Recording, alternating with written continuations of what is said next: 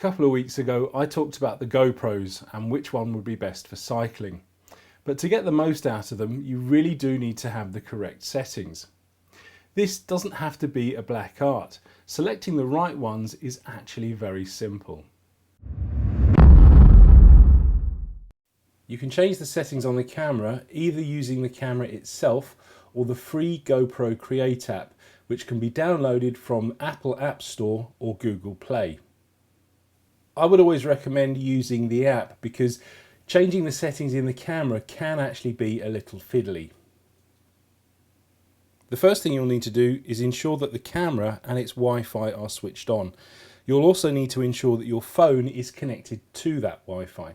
And as you can see, mine's already connected to my DeForce session. So let's go ahead and open up the Create app itself by clicking on the icon. And let's connect to the camera by actually clicking on Connect and clicking on the little camera icon in the middle of the screen there. And that should start up a live view of what the camera is actually seeing right now. So there we go. As you can see, there's the live view coming in from my camera. And to actually change the settings, you need to click this little spanner icon in the bottom right hand corner. So let's go ahead and do that. Now the first thing I would suggest is to scroll down to video format and select the appropriate one. So let's go ahead and do that now. Click video format. As you can see, we have two options, NTSC and PAL. GoPros are shipped with NTSC set as standard, as this is the video format used in the US and Japan. Here in Europe we use PAL, so that's what I'm going to select now. It doesn't actually make a massive difference which one you choose, but bear in mind that your selection here will slightly affect your choice of frame rates, which we'll be looking at in a moment. Next, let's scroll up and have a look at resolution. As you can see, we have a whole load of numbers to choose from. What they refer to are the number of horizontal lines that go to make up a frame of video. 720 is the lowest and Full HD is 1080. We also have the option of 1080 Super View, which is actually that iconic GoPro wide look. Now let's have a look at frame rates.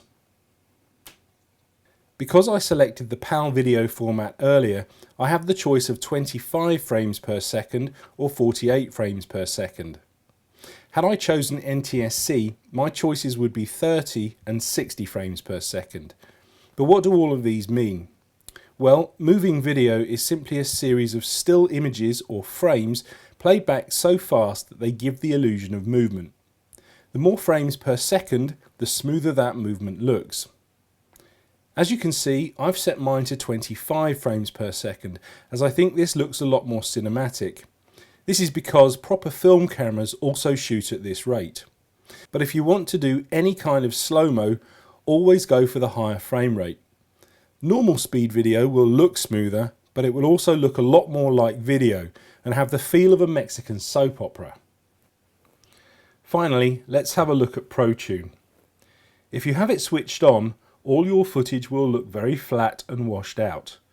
As the name suggests, ProTune enables all kind of professional options that allows the footage to be worked on later in the edit suite.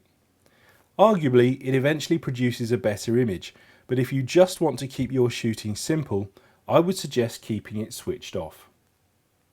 So there we go, that's the GoPro set. Thanks for watching, and please subscribe for my regular weekly upload.